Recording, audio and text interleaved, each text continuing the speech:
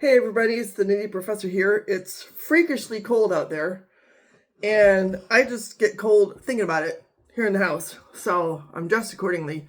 And it's time to think about which heritage boots I'm going to be wearing the most for the next few months. I try to wear all of them in some kind of rotation, but with snow on the ground and ice on its way, I'm a little more limited in my selection. So we're going to rank some of the soles that I have in my boots from least to most appropriate for the winter. And I think that what I have to say might surprise you a little. So we're going to start with this delightful Red Wing Blacksmith boot. I get a ton of use out of this in the summer.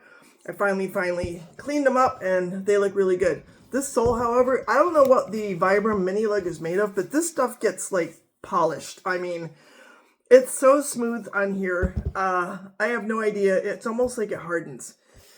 Not really rubbery at all. I don't know. It doesn't say somewhere that it's oil resisting. It may resist oil, but I have a feeling that if I were to encounter a puddle of oil with these babies on, I would go sliding and have a concussion and never remember that I even had a YouTube channel. So I am probably not going to get much use out of my Red Wings with the Vibram mini leg sole in the winter. They're not going to really play much of a role in my rotation. So the next ones to the bottom, probably going to surprise you a little bit. So here we have the Vibram Commando sole. Now, I do wear these boots in the winter. If it's fluffy snow, I don't have a problem because these boots are a wonderful rough out from CF Stead that is remarkably waterproof. So I do wear these, but on campus, I never know what I'm going to encounter. It could be snow, it could be ice, it could we get black ice, and sometimes the staff, they clean it up, they salt it, but then there are just these little patches that you don't know if they're there or not. And again, this sole is definitely more rubbery than the mini lug, but still, it's not my first choice. It's still just a little bit too smooth for me. And so if it's really icy out, I'm probably not going to go for these.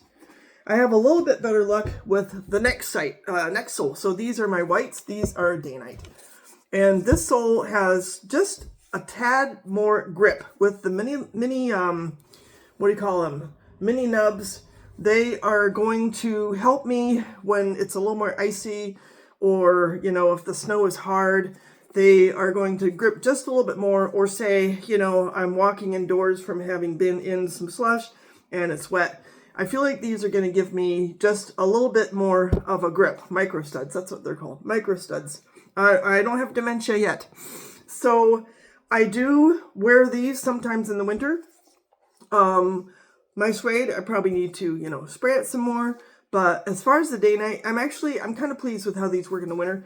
I'm not sad at all about how they do for me.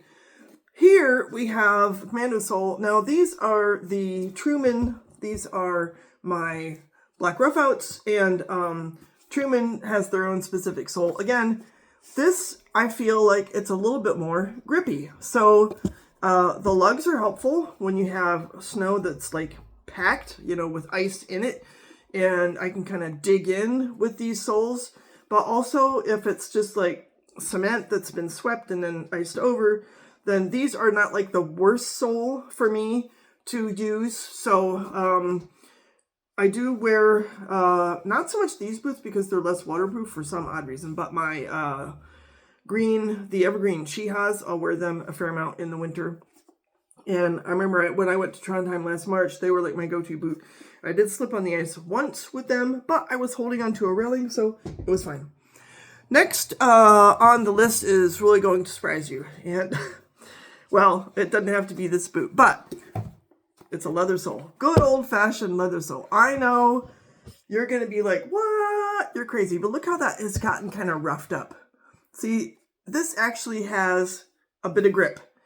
And if I get this loaded up with like some snow or slush, it's so easy to wipe off. I can just, we use towels. We used to use my kids' cloth diapers. So the cloth diapers have kind of ended up in the rag bin because they got used for that a lot. But And here's the other thing, I keep these conditioned, so they're waterproof. This is multiple layers of leather, and you've got a Goodyear welt, So I use these boots in the snow a lot. They actually work out pretty well for me, and of course, is that dog do? I don't know, I think it's just mud. But in any case, you can see I get a lot of use out of these.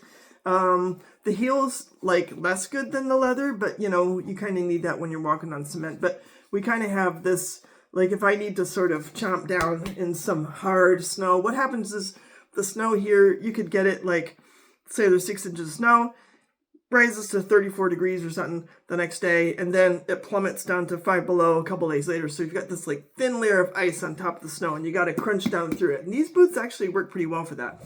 Maybe not so much these, but they are cute. So anyhow, probably not going to surprise you that I appreciate these Truman soles. These are the Truman specific sole, which are, again, grippy and flat. I really like the material of this sole. I mean, I can almost squeeze it. I like to think that it's not just going to wear out because of that, but on a slick surface, there's just enough tread on here. I kind of like how the sun is aimed at the what I'm showing you. But the grippiness is really good. The durability is great. It's a nice heavy sole. I can pound through, chunks of ice, and it surprisingly is going to hang on for me onto the little shards and the whatever broken pieces of ice kind of let me get a foothold. So I'm actually really happy with this kind of sole in the winter. In fact, I have on my dark Coyote Rough Out boots. Right now, we've got 2 inches of snow on the ground, and I've already worn them out there, and they work great. Now, here's another good sole for the winter. This is a super thick. This is the Vibram Christie sole. Again, we've got some nice tread going on here. The ridges, they aren't so sort of deep that you're going to just drag in huge chunks of snow that you have to sort of let it melt off. Like, these babies, if I come in after walking in the snow, it's just a huge project to get the snow off of them. But something like this, it's a really good flat surface to walk on. It's a little grippier, and it works beautifully in the snow. So, and these are a little bit taller boot. So I can use these. These are the Hawthorne Explorers that I have. I got them in Missoula, which makes sense, right? Because they get a lot of snow there too. A little taller boot protects me very well in the winter from slush, snow, and what have you. So now we have the pièce de résistance, and don't laugh. You're going to be surprised, but I'm going to tell you why I am choosing the Clark's Original Crepe sole. The reason is because they are soft, malleable, and grippy. As you can see, these are very well worn, and that's because these shoes have actually, especially before I acquired all these heritage boots, they have gotten me through multiple winters incredibly well, especially walking around on campus.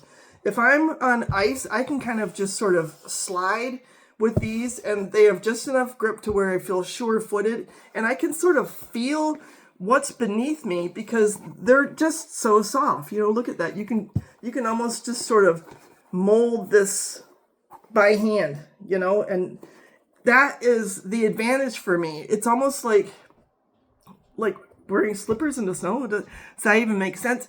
Or I kind of imagine maybe the Native Americans, they had to wear moccasins, probably. They probably wore buffalo hide on their feet in the snow in the winter. So, because they obviously, they didn't have, the Vibram Christie sole. So, I don't know why it is, but I think it's just because of the soft nature that, ice can sort of push its way up in here, and it creates its own grip, and I can spray these down, and they're practically waterproof then, and if they get wet, I just put them in front of the heater and they dry out, and they're like the ever-ready bunny. They just go and go and go.